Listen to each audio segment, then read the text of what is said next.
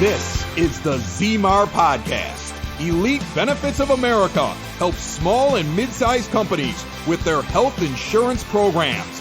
And now, your host, Butch ZMAR. Today we're going to talk about spoiled little rich kids, because I think that's how a lot of us act when we come to health insurance. And we're going to talk about what health insurance is and what health insurance isn't. So when they grow up and they have everything catered to them, people probably seen this story play out.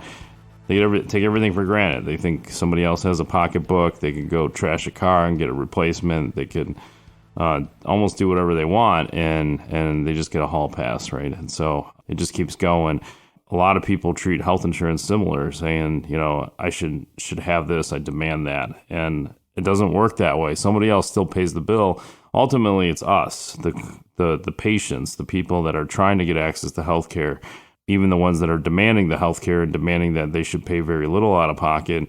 They're the ones driving the cost up. And so we're going to talk about some of the drivers too, and where we're at today with health insurance premiums. And nothing's for free, right? So even some people say with Obamacare, you know, you get that government health plan. Well, again, there's no government owns nothing. It's all funded and paid for by taxpayers. And so even when people say that, it's like, well, but taxpayers are paying for it. It's not the government. It needs to be spelled out sometimes. And when we have conversations with people in transition coming off of our employer group plans, or they're in transition and they're connected with people we know, and we assist for on and off exchange plans, it's a taxpayer credit. It's not a government credit. It's a taxpayer. The taxpayer dollars are funding the healthcare plan to reduce the premiums. Or you go on Medicaid, and that's funded by taxpayers as well. And so that's where the money is coming. There's nothing free. So we demand so much out of healthcare, and then expect somebody else to pay for it. And the reality is we all pay for it at some point as a whole, collectively. Some are more impacted individually than others. When you work for global companies or just large companies, you don't see the impact as much. But try walking down Main Street sometime and talk to some of these solopreneurs and small business owners under 100 employees and ask them how their health plan is going, right? They'll be probably more than happy to tell you. It just won't be pleasant. The spoiled little rich kids in our health plan, and we need to make them realize that the money has to come from someplace, and eventually it's going to be you. So let's talk about what health insurance is and what it isn't. So back in the day, like if we rewind in time to history, and you could actually go back to some of our original podcasts, we talk about the history of health insurance a little bit. And I'm going to just, in summary, like, you know, there was years ago where, you know, healthcare was just paid in cash. At some point, doctors started making house calls. It was fairly affordable. Eventually, employers started saying, hey, you know, we'll help compensate for some of your out-of-pocket expenses for medical expenses. So they created essentially a trust fund, but they allocated dollars to help pay for those medical expenses. And then World War II occurred. And after World War II, when there was a wage freeze where employers, you know, that had more money, they couldn't pay higher wages to attract better talent. So they forced everybody to keep everything the same for a regulation. And so they implemented one of the biggest tax breaks in history that is still existing today, even though, not to call out politics, but every Democrat that's been put in office, or Democratic parties between Congress, Senate, and House, they always try to eliminate this. And it's never successful, but it's always on the table, to say the least. And so the tax break is that employers can provide a health insurance plan to their employees, and the employees are not taxed on that benefit. It's one of the only benefits that is not taxed that provided to an employee, because in order for one person to get a tax break, in this case it's the employer, somebody has to pay taxes on that. So some argue that when you go into business, right, you get pre-tax dollars and then you have the ability to go spend it. Well, the government is trying to incentivize spending to a certain degree. One is payroll, right? So they're going to collect payroll tax. The other thing is you're going to take that money and go buy resources and goods and supplies, and then that's income to somebody else, right? And so and it's kind of like a barter at some point, but eventually somebody has to pay the tax. And usually it's in a product or service, eventually end up sold to an end user. And then in order to sell that, you have to pay for employees and wages and obviously benefits, right? And so there's a cost that's involved. And so eventually, over time, somebody's going to be paying the tax on this. Well, the health insurance is the biggest tax break in history when it comes to corporate tax deductions. And so they provide a group health insurance plan, and things started to evolve. Companies out there started becoming innovative and saying, all right, we're going to charge you a certain amount and we're going to cover X, Y, and Z. So it actually really just started out as catastrophic coverage. And then eventually we moved into what some call the HMO era. In order for insurance companies to control costs, they had to basically isolate, or some people call regulate where people go and how often they go. And one way they did it in the past was designated provider systems. Some of them were created by the insurance companies, which still exist today. But some they would go to a hospital system and say, okay, we're going to send anybody that signs up for this plan, we're going to give you a stipend each month, and then you have to see all the patients inside that stipend each month. It's on you if there's more than 1 month versus another, because there's this balancing act supposedly. And so what happens is rationing of care, all right? And so because money has a limit, and the healthcare money has a limit, and we'll get to that too, but so that's where the bad image of HMOs came into play, where nobody wants HMOs. And HMO is just a tool. Today, modern HMO is completely different, how they pay the providers.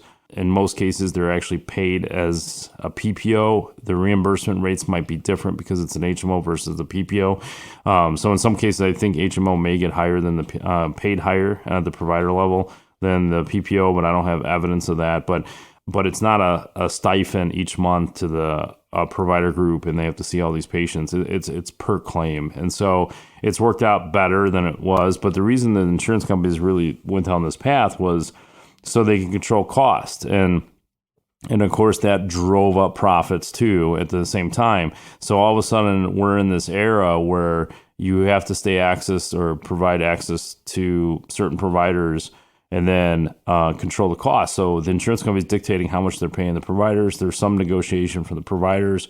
And so there's this back and forth. But eventually, people started demanding more flexibility. So now all of a sudden we got the PPO, right? So the PPO started coming in, and those who are listening to me, you're welcome to comment and give me feedback on this. But I do think that the PPO era started coming in the late 80s, going into the 90s, and then just dominated through the 90s. And then all of a sudden, that was the most asked for product in the marketplace was, I can't have an HMO, I got to have a PPO. And the reality is, and from the world of Butch Zemar, I don't think PPO and HMO needs to exist anymore. I think providers are doing a good job with some of the schedule of benefits, and that's why some level-funded and self-funded programs have gone to what's called reference-based pricing. We're going to get somebody on the podcast here, I think, shortly in the coming months on reference-based pricing and why that's a key tool to controlling cost. And so there's some negativity that comes to it with balanced billing, but a lot of that's been fixed and rectified throughout the years. And so I think it should be just open access, but they do it for control and profits, obviously. So people demanded the PPO, and then that's most common today. Now we're moving into a couple other segments and again, this is from the world of Butch Zemar. This is not trends in the industry that's being talked about, but from the 90s to the 2000s, all of a sudden people became the dominant. So they started demanding what they wanted, how they needed to get access to it.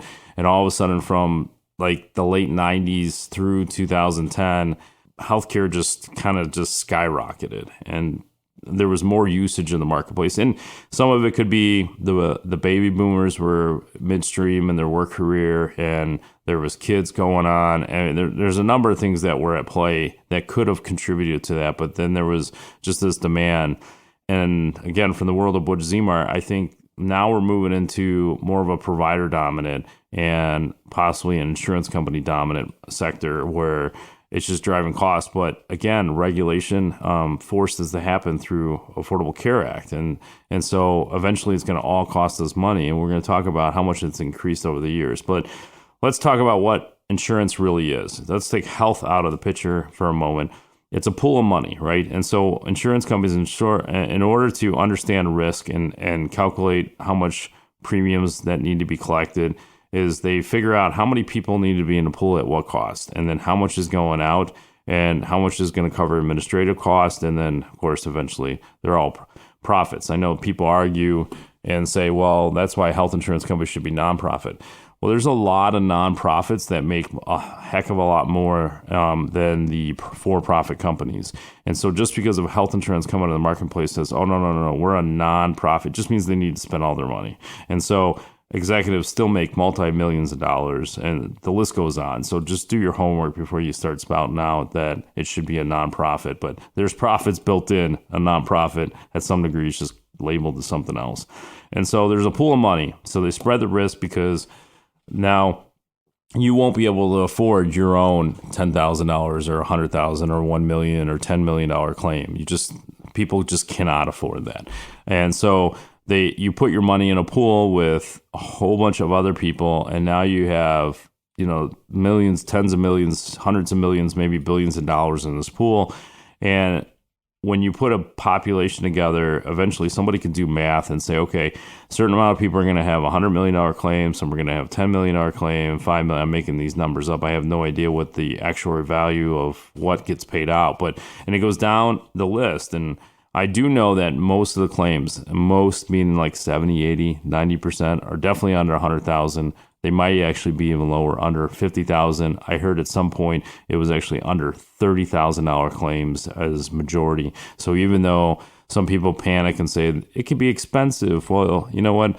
It's not expensive if you take the PPO regulated discounts out and just pay straight what the cost is. Because if you look at the explanation of benefits, some people, especially if they're during the childbearing years and they're worried about maternity and coverage, delivery, you call the hospital, they'll tell you retail price could be 30 to 50,000. The average birth is definitely less than 20,000.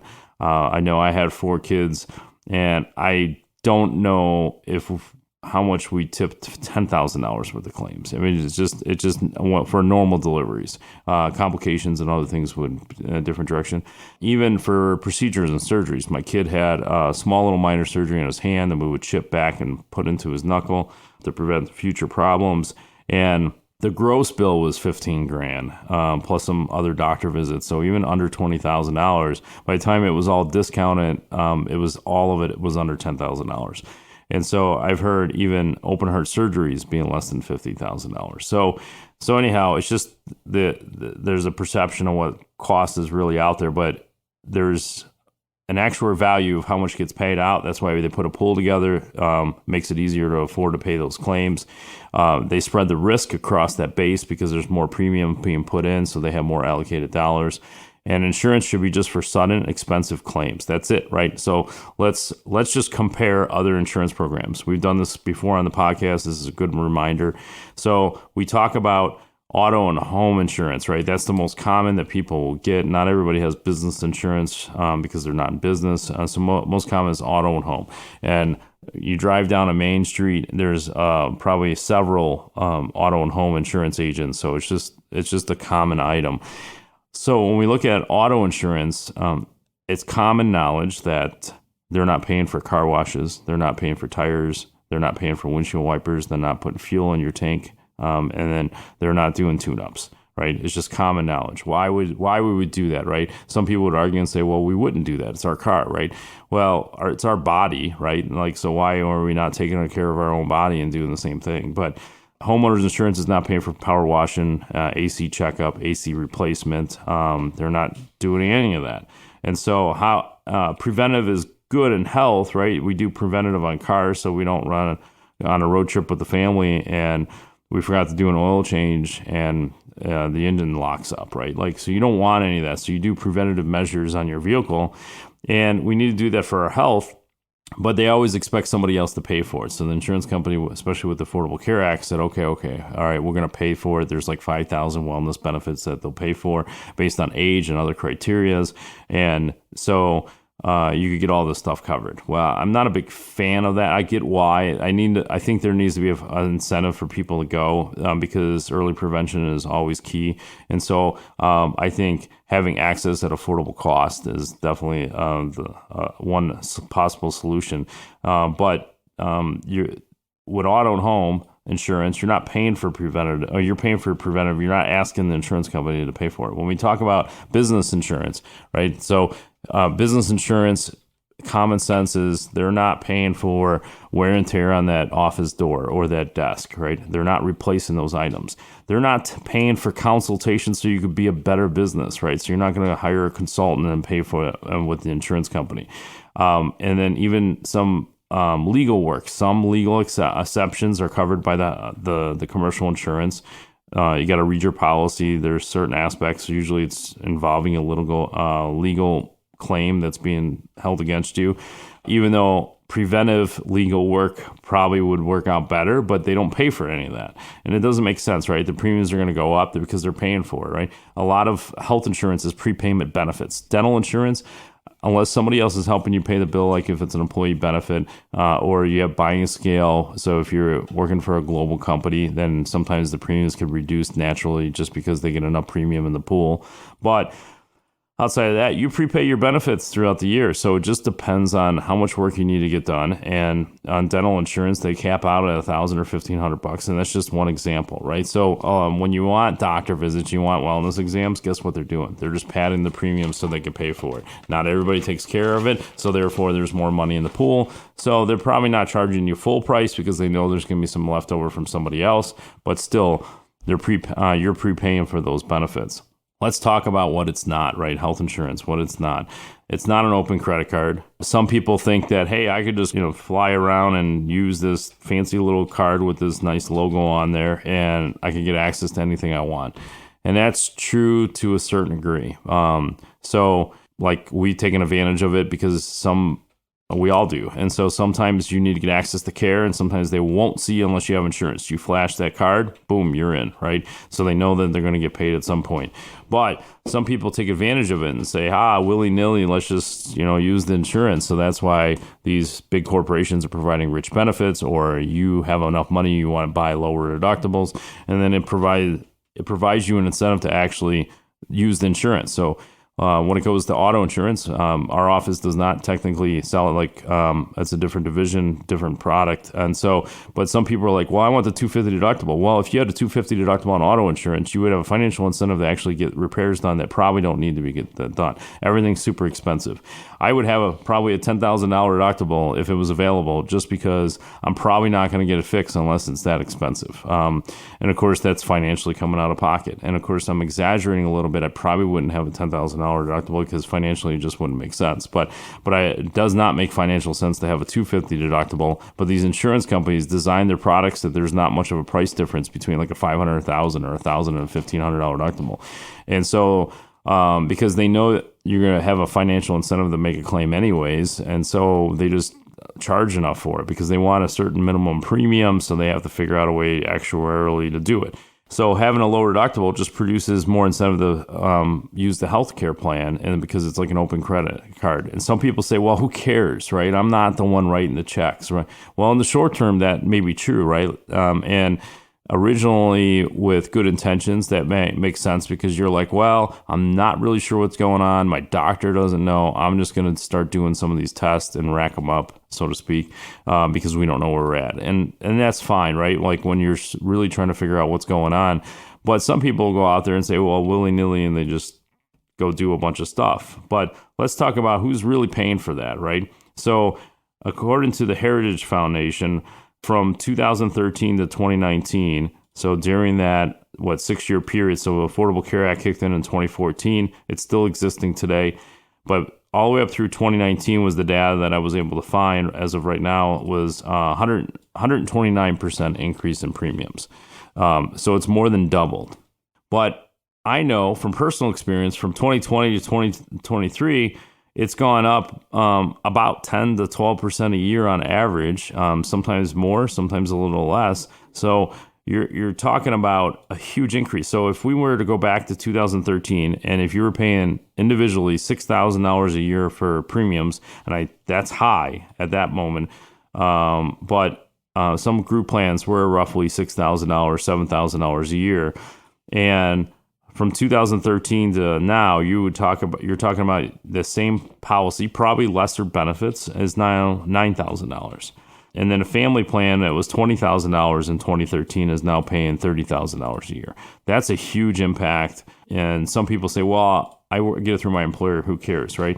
Well, if your company's 100 employees and each family went up by $10,000 each, and let's say half of the company has families, and so you're talking about that's 50 employees times $10,000. You do the math, and you're asking the employer to go ahead and eat that dollar amount. What is that? 500,000, whatever it is. And so it's a huge amount. Actually, it's $5 million. $5 million. You're saying, hey, just eat it, buddy, because I don't want to pay for it. How is that fair, right? Like, somebody's going to have to eventually pay for it. Well, guess what? There might be layoffs. They may close down a division, which means more layoffs.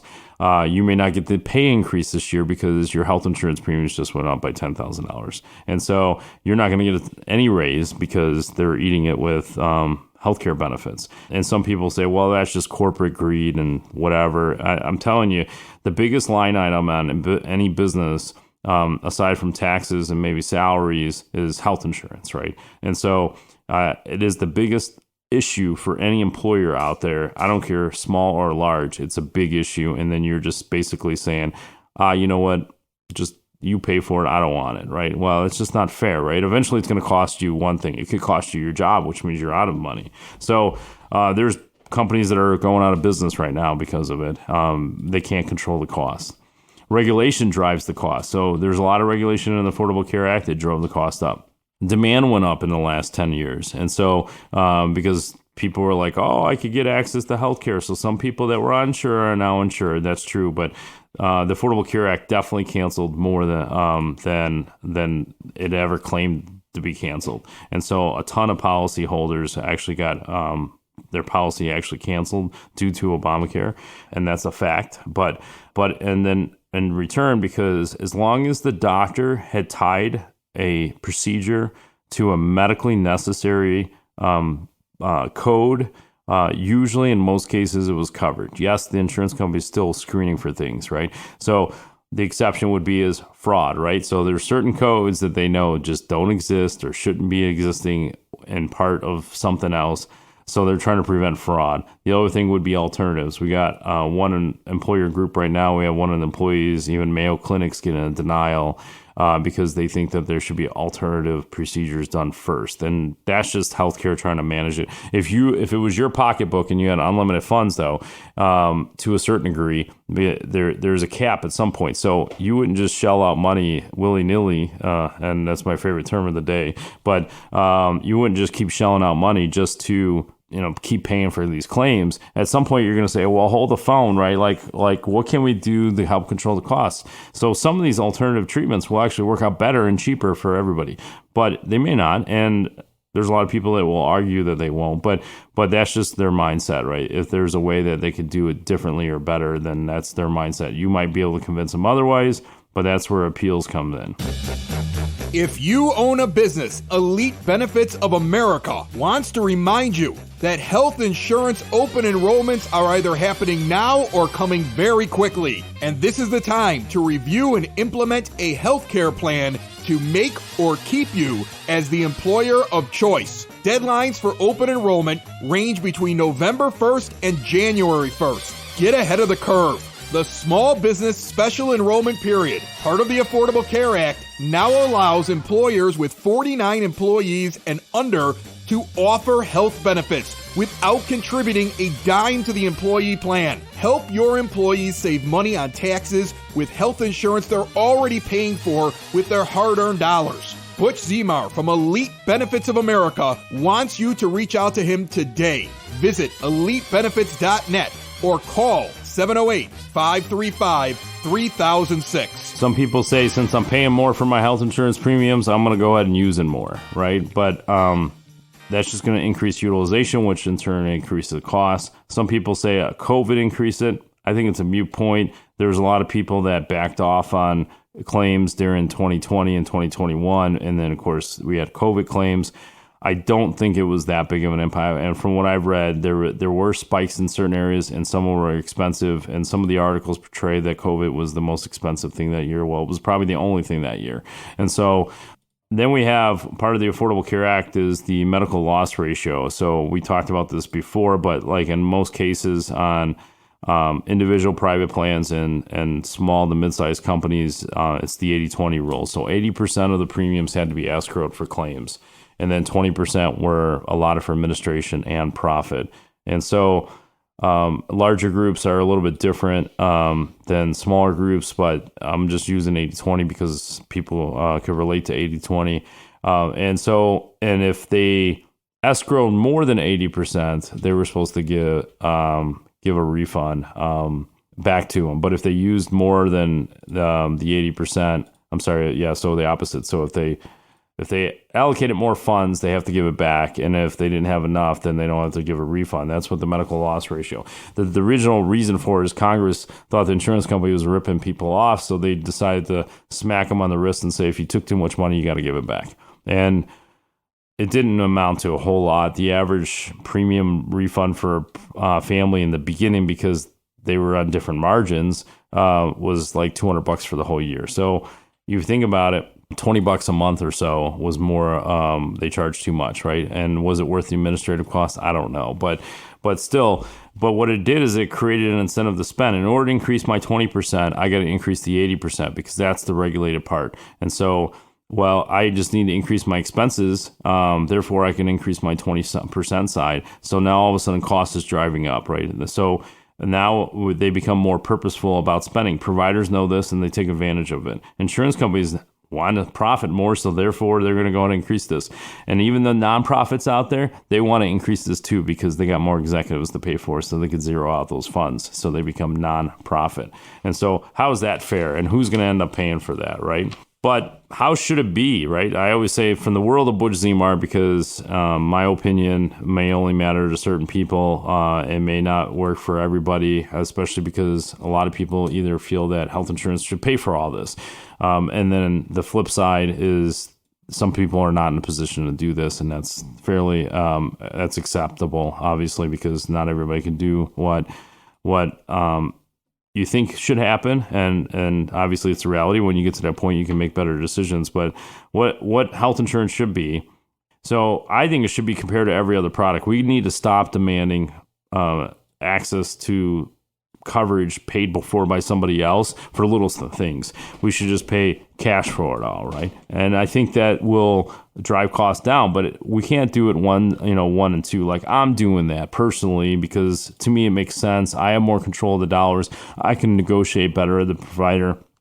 I don't always win, but there's times where I can get things virtually eliminated or reduced to an affordable option by having more control. It is more involved. Some people say, well, I'll just blindly pay the insurance company so somebody else can deal with it. Well, they're just writing checks, which means that your premiums are going to go up. If the Zemar family is doing this, it's not going to make an impact on your premiums, but we have to do it collectively as a whole. So I think businesses need to get behind this and actually have more control. The only way they're really going to do it on the big level is provide employees incentives to go to a lower cost facility. And they're already doing that. And we have brokers that are actually working on that throughout the entire country. That's been going on for almost 10 years since the Affordable Care Act, if not longer. It's just become more relevant today because some businesses are tossing up their hands and saying, I'm done. Well, the bigger businesses can make a bigger impact on how this works. So that's why certain insurance companies are providing negotiated costs with certain facilities that have higher ratings, not lower ratings, but higher ratings. In fact, I think on a previous podcast, I mentioned that there was a study that came out that higher cost actually equals lower quality of care. And there's data that supports that.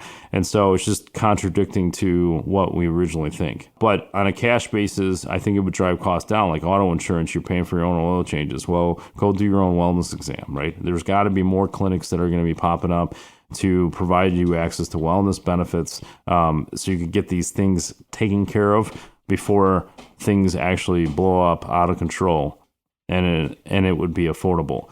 And when you look at discounted prices, though, so that's why I think the purple unicorn is this PPO discount or HMO discount, because if you're in the position to pay cash for a lot of things until a larger deductible comes in, the discounted fee is very reasonable. And you would say, well, why couldn't they just have this price to begin with? And if more and more people were paying this way, the price would actually probably be lower because of cash demand. And so that's why oil changes aren't $100 unless you have a very expensive car. And so the average oil change is less than $50. I think it would just drive costs in a different direction. For example, the average doctor visit in America, if you pay cash, is between $80 and $120 a visit. You're going and ask for advice that you didn't know, and you couldn't Google search, since we have Google now, to figure out what it was. So you took your kid to the doctor and you found out they have, need an antibiotic or something, right? Well, you need advice for that, or you need the prescription. So therefore, you have to pay access to that. I think that's reasonable. I think it should be lower from my perspective, but for right now, that's reasonable to say that some guy that went to school for 10 years could tell us what we need to do next. Same thing when I had an evaluation done on my kid's hand. Well, we end up having to go to a hand specialist. But we had an idea, but we're not specialists, so we had to go through the channels. So we went to an orthopedic. They said, no, you have to go to a hand specialist, right? We paid $150 for that consultation. Was it worth it? Yeah, because what if we didn't need to go to the hand specialist, right? And they could have done it there. So there's obviously just a lot more leverage when you're in the game. You could try to figure out things on your own accord versus having somebody else tell you, like an insurance company, right? You can figure your healthcare on your own. And I know this topic is very controversial, but I just think the one who pays the bills are going to be in control. That's why the insurance company has a lot of control, and providers can demand access to that cash because they have bigger purses.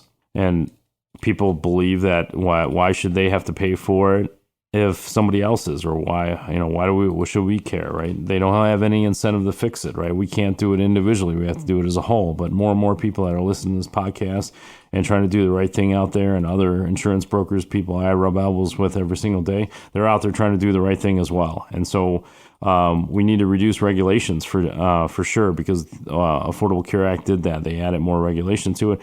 In some degree, I think it could be warranted. In other degrees, it's not. So the pre-existing conditions was the biggest push. Well, you know what? They needed to change one word, or add one word to the HIPAA regulations and allow portability from group to group. It was specified only employer-sponsored plans. They just have to add in private insurance plans to that, and it would have fixed everything. And pre-existing would have been a moot point at that point, like it is now. But most of the case studies that they used why pre-existing conditions were an issue, well, there was a lot more behind the curtain than people realized. So there was a lot of fraud involved, people lying about it. I do think insurance companies overstepped their boundaries in some way. But we were seeing a trend before the Affordable Care Act on our side where insurance companies were saying, that's fine. Well, if you didn't tell us on the application and we found it, we're just not going to cover it for the first 12 months because you failed to mention it. And then we'll pay for anything new. And I think that was fair, because if you're supposed to disclose your health history and you either purposely or unintentionally omitted information, it probably should be excluded because you didn't tell the truth, right? There's a legal binding agreement between you and the insurance company because they're paying out a lot of money for you. And so some people could argue with that, but I just still think that you just need to put more skin in the game and take more responsibility. But more people rather spend money on, getting that gourmet cup of coffee at $7, right? I complain every time I go to a coffee shop and I just get black regular coffee and I'm paying more than $3. I think it's ridiculous. I think I should be paying under $2, right? But that's just me. But some people are going to these expensive coffee shops and spending $7 to $10 a cup. I'd rather have a beer for that money. But some people would do it. So we need to reallocate some of our expenses, put it to more priorities. If we go back 20 years ago, we weren't spending on a coffee. We were doing budgeting and paying for things that grown-ups do. And so I think healthcare needs to be similar to that, and you need to have more skin in the game and control some of the costs.